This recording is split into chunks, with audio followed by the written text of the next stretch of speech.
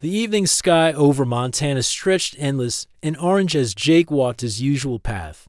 Through the wheat fields, he did this every night after closing his auto repair shop, needing the quiet to clear his head from another day of struggling to keep his father's business alive. The walk helped him think, helped him remember why he kept fighting to make things work. Tonight felt different though. A strange humming sound drifted across the fields, growing louder with each step. Jake stopped and listened. It wasn't a plane or helicopter. The sound was too smooth, too musical. Then he saw it, a streak of silver light cutting across the darkening sky, wobbling like a drunk bird before disappearing behind the hill ahead. What the heck was that? Jake muttered, picking up his pace. When he reached the top of the hill, his jaw dropped. Below him, a crater steamed in the middle of Peterson's wheat field. But this wasn't made by any meteor. Something silver and smooth sat in the center, shaped like a teardrop but the size of a small house. Strange blue lights flickered along its surface, and the air around it shimmered with heat. Jake's military training kicked in. He approached carefully, staying low, every sense alert. As he got closer, he could see the craft was damaged. Panels hung loose, and what looked like some kind of fluid leaked from several spots, glowing faintly in the twilight. Then he heard it, a sound that made his blood run cold. Someone was crying inside that thing. Not just crying. The sound was pure terror mixed with pain. It was the kind of sound that reached right into your chest and squeezed your heart. Jake rushed forward without thinking. A section of the craft's wall had cracked open, revealing an opening just big enough for a person to crawl through. The crying got louder as he approached, and now he could hear words mixed in with the sobs, though they sounded strange and musical. "Hello?" Jake called out. "Are you hurt? Can you understand me?" The crying stopped instantly. Then came a voice, clearly female, but speaking in a language that sounded like wind chimes and water flowing over rocks. After a moment, different words came out, choppy and uncertain. "Help, please. Hurt. Machine broken." Jake's heart raced. There was definitely someone alive in there, and they were injured. He grabbed his phone to call for help, then stopped. Who would he call? The police? They'd bring the military, the government. Whoever was in there would disappear into some secret facility, never to be seen again. "I'm coming in," Jake called. "Don't be scared. I want to help." He squeezed through the opening and immediately gasped. The inside of the craft was nothing like any vehicle he'd ever seen. The walls glowed softly with their own light, and everything curved smoothly without any visible bolts or welds. Strange symbols floated in the air like holograms, flickering and changing. But what really took his breath away was the person huddled in the corner. She looked human, mostly. Same basic shape, same size, 2 arms and 2 legs. But her skin was like looking at the ocean through crystal, translucent and blue, with patterns of light moving underneath like living tattoos. Her hair was long and silver, and when she looked up at him, her eyes were huge and opalescent, like soap bubbles. She was beautiful in a way that made Jake forget how to breathe. The woman, alien, his mind corrected, tried to stand but winced, and sat back down.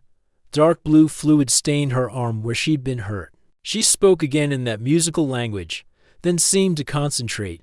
When she spoke next, the words came out in broken English. Grateful, you came, thought, would die alone." She raised her hand toward him, palm out, fingers spread. Her expression was hopeful, almost desperate. Jake could see her skin pulsing with soft blue light, and something about the gesture felt important, meaningful.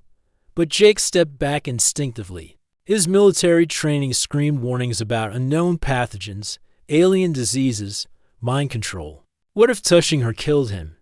What if it was some kind of trap? The moment he moved away, everything changed.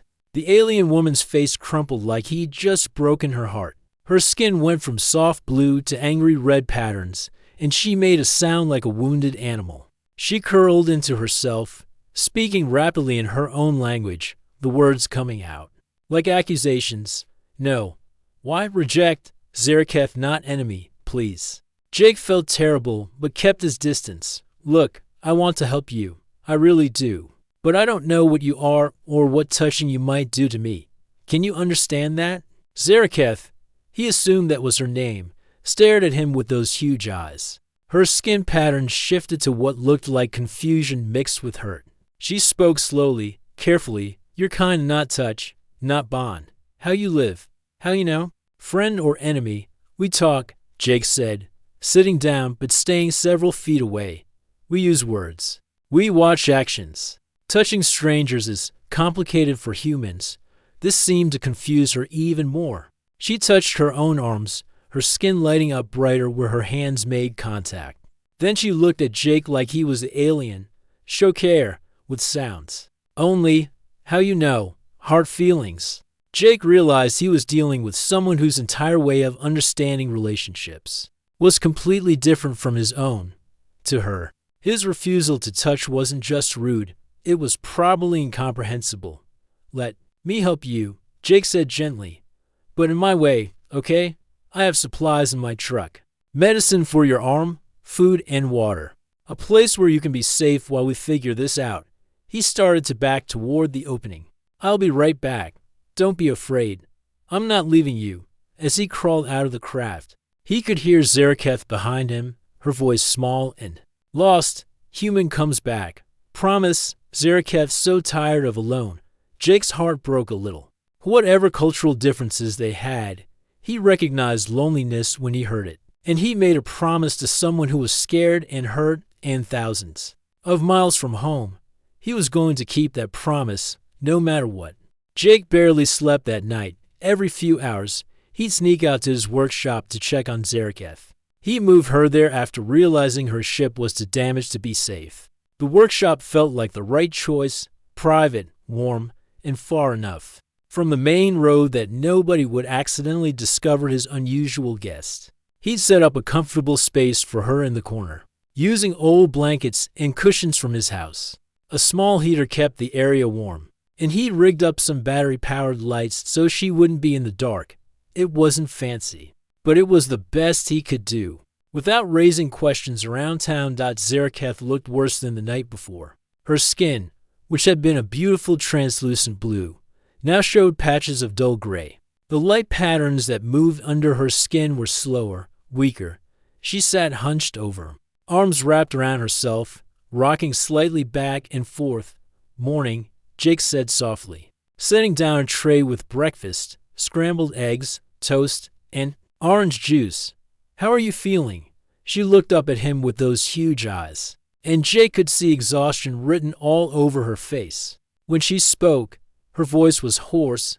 Body is sick, heart sick too. Need touch, need bond. Why human Jake stay far?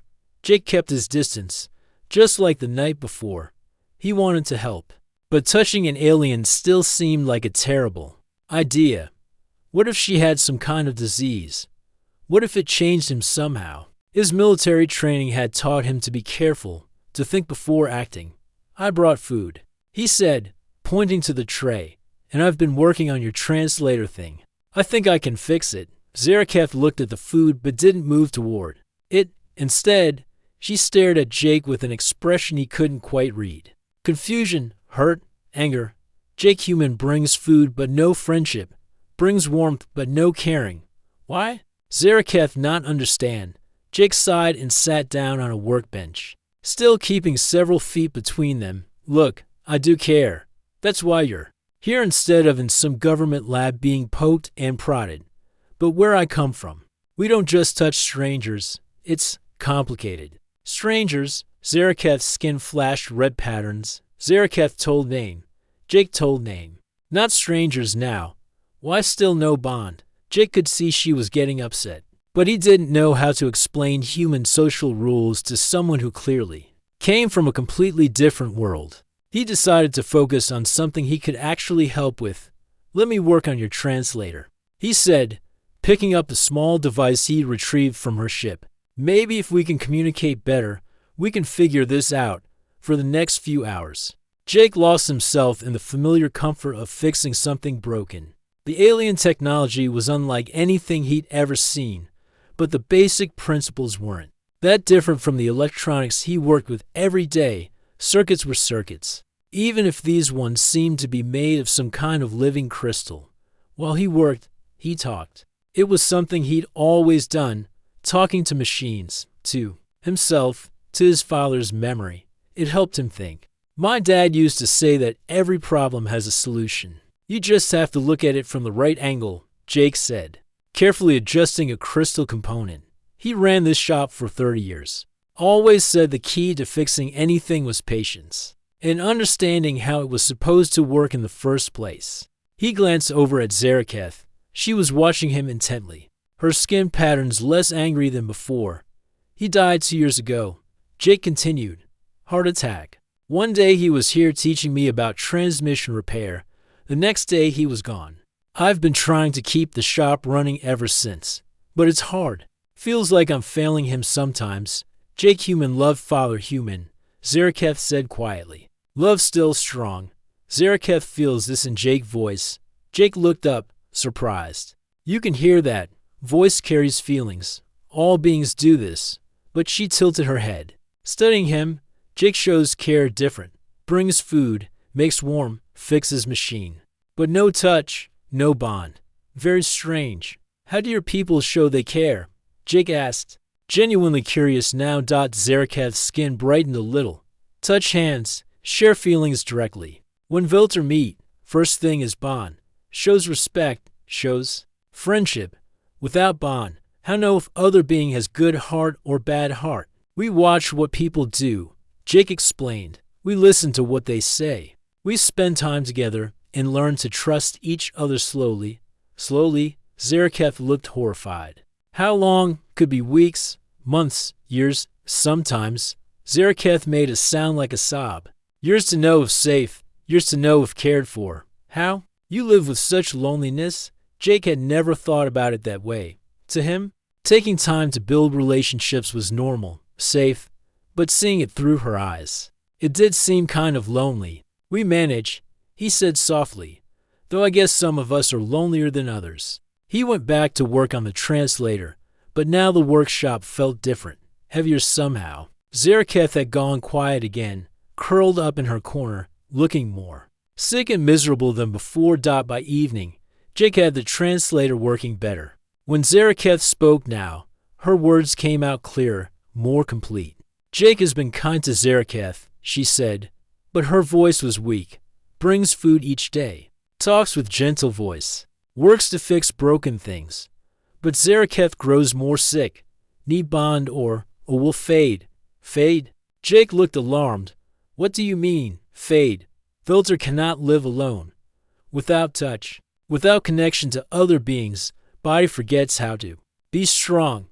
Mind forgets how to hope. Is worst thing that can happen to one of my people. Jake stared at her, finally understanding how serious this was. She wasn't just lonely or upset. She was actually dying from lack of contact. But you're not alone.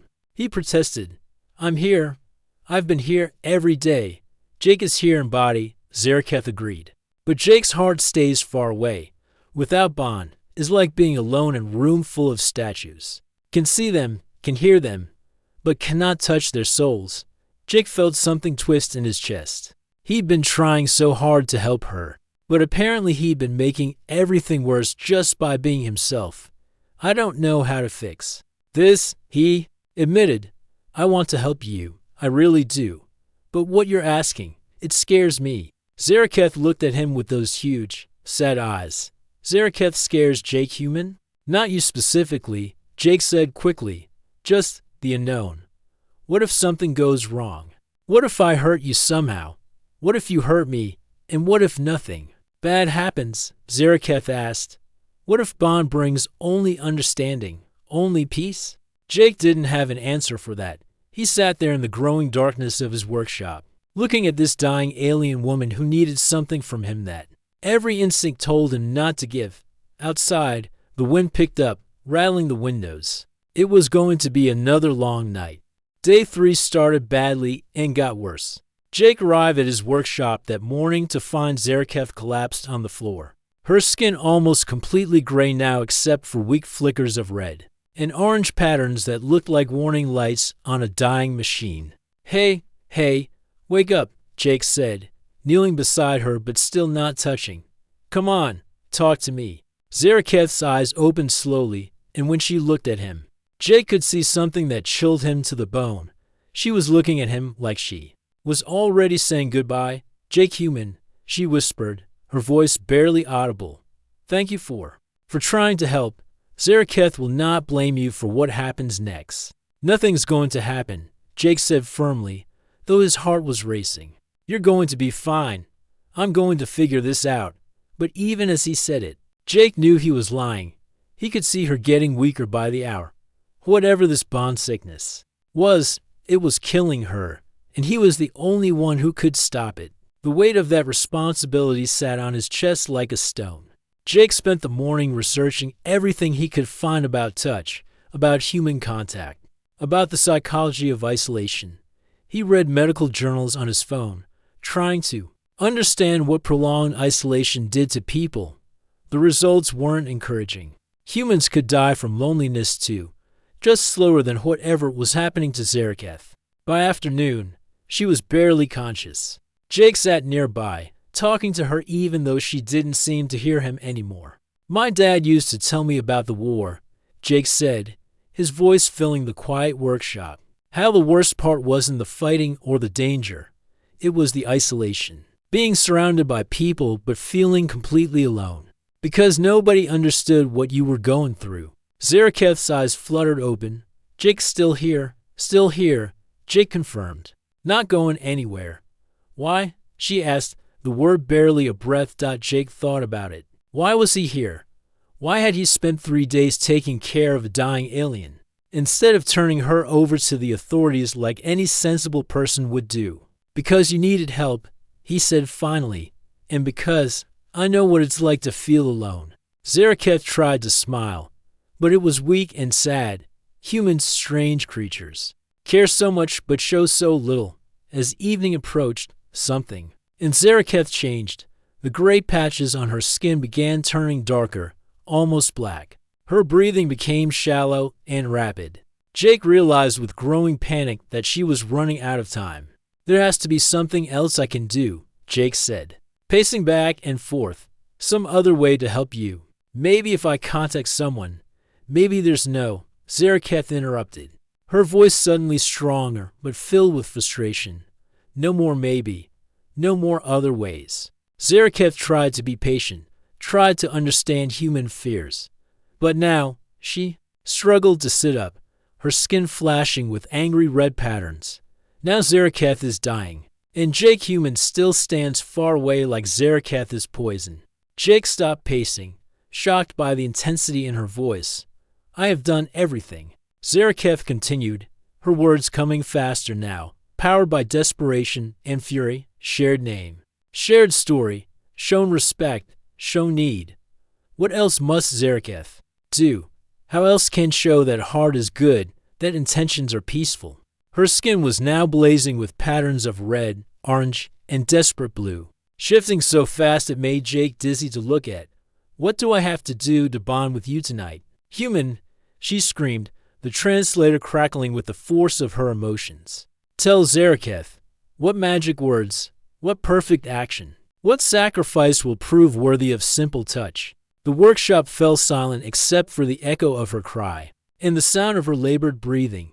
Jake stood frozen, staring at this alien woman who was pouring out 3 days of frustration, fear, and dying hope.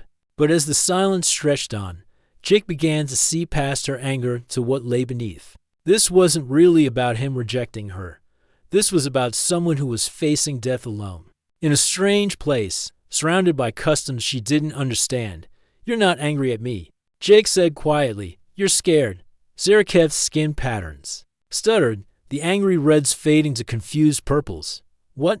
You're scared you're going to die here, and you don't understand why I won't help you the way you need."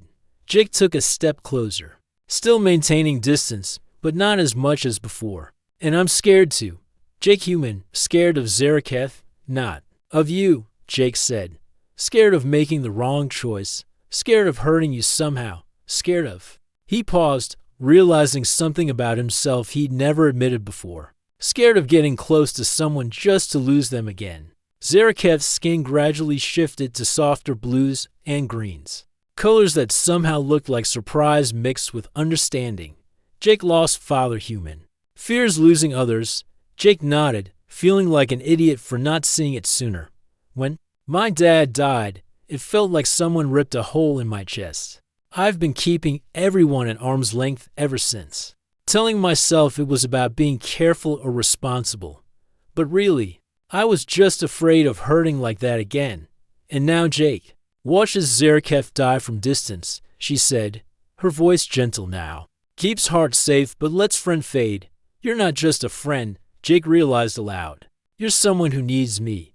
Someone I could actually save if I just wasn't such a coward. Zaraketh extended her hand toward him, palm up, fingers spread. Her skin glowed with soft, patient blue. Lied, but this time, Jake could see it for what it really was. Not a demand or a threat, but a request. A plea from someone who was drowning and needed him to throw her a rope. Bonding will not hurt Jake human, she said softly. We'll only share what is already there. Jake's kindness, Jake's caring heart. Just let Zaraketh feel it directly instead of guessing from distance. Jake stared at her outstretched hand. 3 days ago, it had seemed like the most dangerous thing in the world. Now it looked like exactly what it was, a hand reaching out for help. What exactly happens when we bond? Jake asked. Palm touches palm. Zaraketh shares feelings. Jake shares feelings. No thoughts, no memories, no control.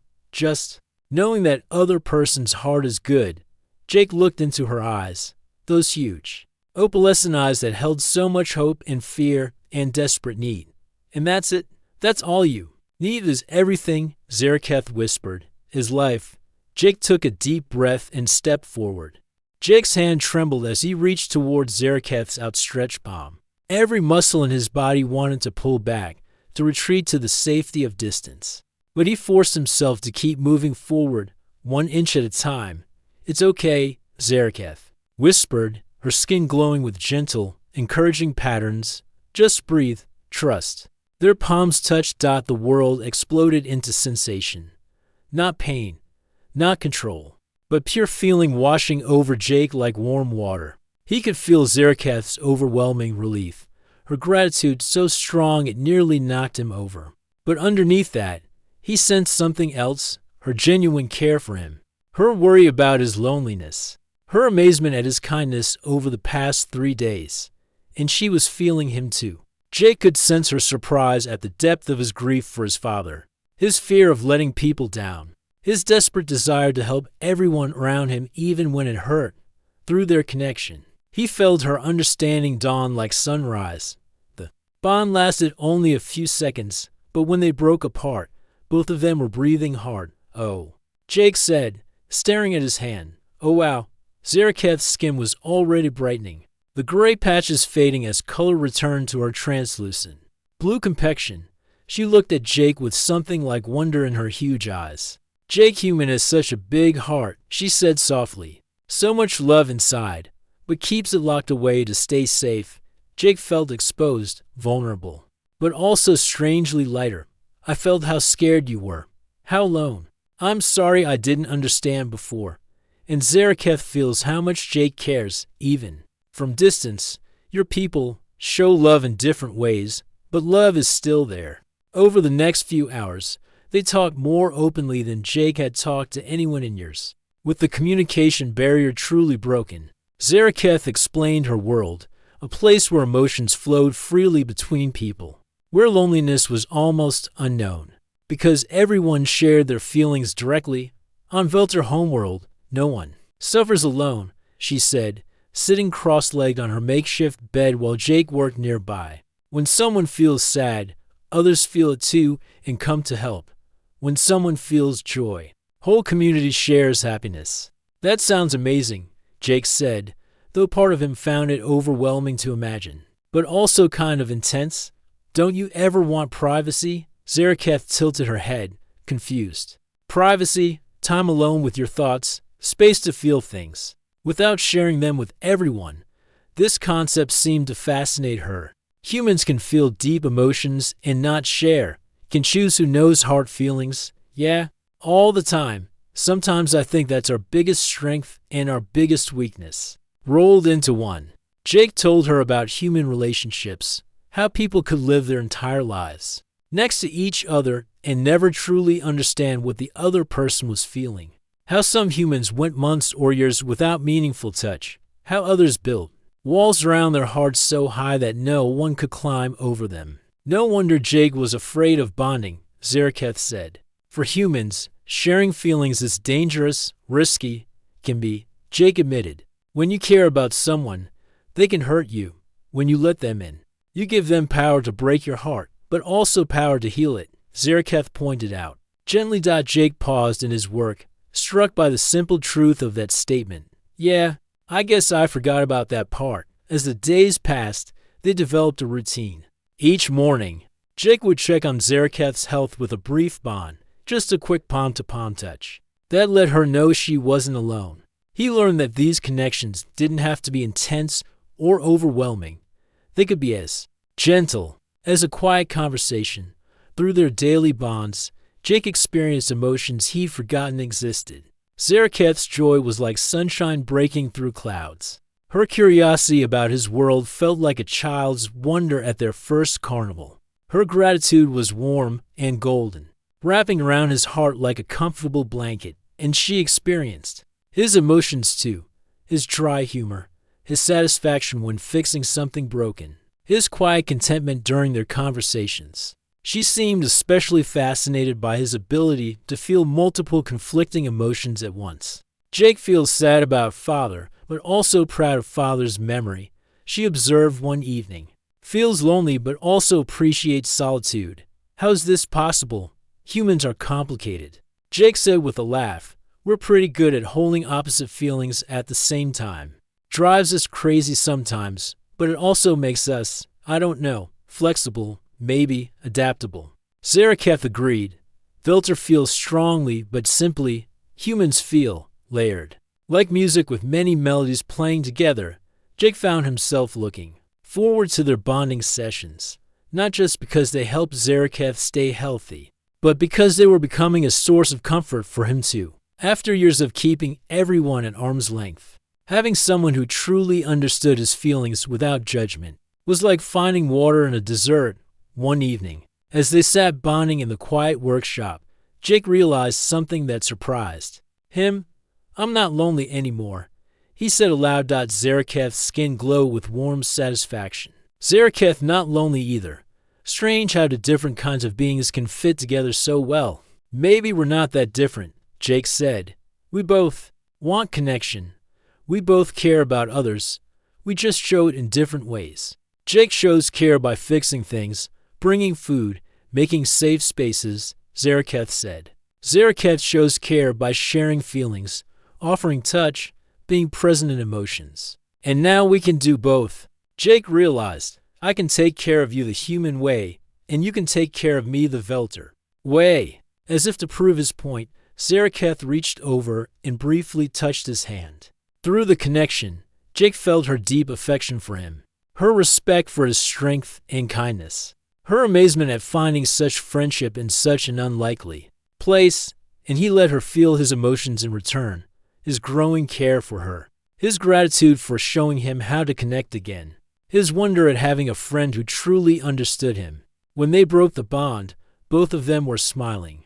You know what's funny? Jake said. A week ago, I thought touching you might kill me. Now I can't imagine not having this connection. Fear makes everything seem dangerous. Zaraketh agreed, but friendship makes everything seem possible. Outside the workshop, the Montana night was clear and full of stars. Jake realized that for the first time in 2 years, he wasn't dreading tomorrow. He wasn't worried about being alone or letting people down or failing to live up to his father's memory. He had a friend who needed him and who helped him in return. It was simple and complicated all at once, just like being human. Just like being alive. 2 weeks later, Jake was teaching Zaraketh how to change motor oil when the sky lit up with silver ships. That's them, Zaraketh said quietly, her skin flickering with nervous patterns as she watched 3 sleek vessels descend toward the wheat fields. My people have found me, Jake felt his stomach drop. He'd known this day would come, but somehow he'd pushed it out of his mind. Over the past 2 weeks, Zaraketh had become such a natural part of his daily routine that he'd almost forgotten she was from another world. "Are you happy?" Jake asked, trying to keep his voice steady. "To see them again?" Zaraketh considered this, her hand resting on the hood of the truck they'd been working on. "Happy, yes, but also sad. Jake has become important to Zaraketh. Leaving feels wrong." Jake felt a warm glow in his chest. Through their daily bonding sessions, he'd grown to care about Zaraketh more than he cared about anyone since his father died. The thought of losing her felt like losing a piece of himself. "Maybe you don't have to leave right away," Jake said hopefully. "Maybe they'll let you stay a little longer." As it turned out, Zaraketh's rescue team was in no hurry to leave either. The 3 ships landed in Peterson's field, and within an hour, Jake's workshop was full of curious Velter examining human technology with fascination. Captain Ren Vash, the leader of the rescue team, was particularly interested in Jake himself. Through Zaraketh's translation, Jake learned that news of a human who could successfully bond with a Velter had caused quite a stir back on their homeworld. "Your species is known to us," Captain Ren Vash explained, his skin showing respectful blue patterns. "But we believed humans were, how do you say, touch afraid, isolated by choice. Most of us are pretty cautious about physical contact with strangers," Jake admitted. "But we're not completely isolated. We just show care differently than you do." This led to hours of cultural exchange. Jake found himself demonstrating human customs to a growing audience of fascinated aliens. He showed them how humans shake hands as a greeting, how they hug friends and family, how they pat someone on the back to show support. In return, the Velter showed Jake their various forms of bonding, the formal diplomatic palm touch he'd learned. With Zaraketh, the quick-fingered tap friends used to share a joke. The full hand clasp families used to share deep emotions. "Your people," Captain Ren Vash said to Jake during one of their conversations, "have something we do not. You can care for others without feeling their pain. You can help someone who is suffering without being overwhelmed by their emotions." Jake had never thought about it that way. "I guess that's true. Though sometimes I wonder if we miss out on really understanding each other because of it." "Perhaps," the captain agreed. "But it also makes you strong. Zaraketh tells us you cared for her for days, even when she was dying and desperate. A Velter would have felt her pain so strongly they might not have been able to help." Jake glanced over at Zaraketh, who was showing a group of young Velter how to use a wrench. Her skin glowed with contentment, and Jake felt a surge of pride. Watching her teach others about human technology, "She saved my life too," Jake said quietly. "I didn't realize how lonely I'd become until she showed me what real connection felt like." As the days passed, more ships arrived. What had started as a simple rescue mission was turning into the first official diplomatic contact between humans and the Velter species. Government officials showed up, along with scientists, reporters, and curious locals who'd heard rumors about the visitors in Peterson's field. Jake found himself thrust into the middle of everything. As the human who made first successful contact with a Velter, everyone wanted to interview him, study him, or ask his advice about interspecies relations. It was overwhelming. But Zaraketh helped him through it. During particularly stressful meetings, she would briefly touch his hand under the table, sharing her calm and confidence. When reporters asked invasive questions, she would step in with diplomatic skill that reminded Jake she wasn't just his friend, she was a trained ambassador. The biggest surprise came when Captain Ren Vash approached Jake with an unexpected proposal. "The Velter Council has been discussing this situation," the captain said. "We believe there is much our peoples could learn from each other. We would like to establish a permanent cultural exchange program, and we would like you to help lead it." Jake blinked in surprise. "Me? But I'm just a mechanic. I don't know anything about diplomacy or alien relations. You know about friendship," Zaraketh said, joining the conversation. "You know about building trust slowly, about caring for others without overwhelming them. These are valuable skills for bridging different worlds. Besides," Captain Renvash added with what Jake had learned was the Velter equivalent of a smile. You have already proven that humans and Velter can work together successfully. Zaraketh is requested to remain here as our first permanent ambassador. She will need a human partner who understands both cultures. Jake felt his heart skip. You want to stay? Really? Zaraketh's skin glowed with warm, happy patterns. Jake's world has become Zaraketh's world too. Besides, there is so much more to learn about human friendship, human creativity, human ways of solving problems. Over the following months, Jake's auto repair shop transformed into something unprecedented. A working embassy between two species. The main garage still fixed cars and trucks for local customers, but the back rooms now house translation equipment, cultural exchange programs, and meeting spaces where humans and Velter could learn from each other. Jake found himself teaching classes to Velter visitors about human independence, problem solving, and emotional resilience. In return, he learned advanced bonding techniques that helped him understand people in ways he'd never imagined possible. Some of his human neighbors were initially suspicious of the alien visitors, but Jake's reputation in the community helped smooth things over. When people saw that the Velter were genuinely interested in learning about human culture and helping with local problems, acceptance grew quickly. The Velter turned out to be incredibly gifted healers and counselors. Their ability to directly sense emotions made them excellent therapists for humans struggling with depression, anxiety, or trauma. In return, humans taught them about individual strength, creative problem solving, and the value of personal space. One evening, as Jake and Zaraketh worked together on a hybrid human-Velter communication device, Jake reflected on how much his life had changed. You know what's funny, he said, pausing in his work.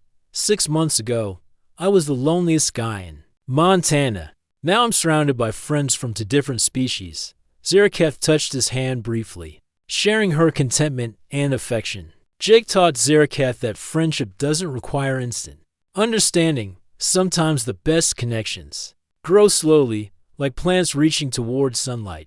And you taught me that it's okay to let people in, Jake replied. That sharing feelings doesn't make you weak, it makes you stronger.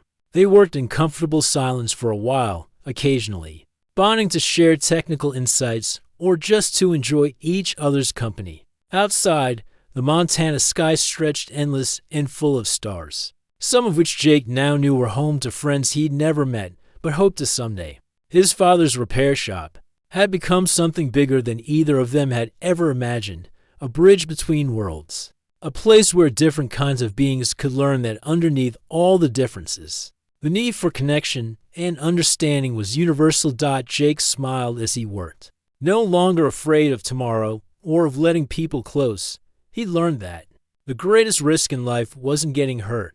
It was never trying to connect at all. And that was a lesson worth sharing with the galaxy.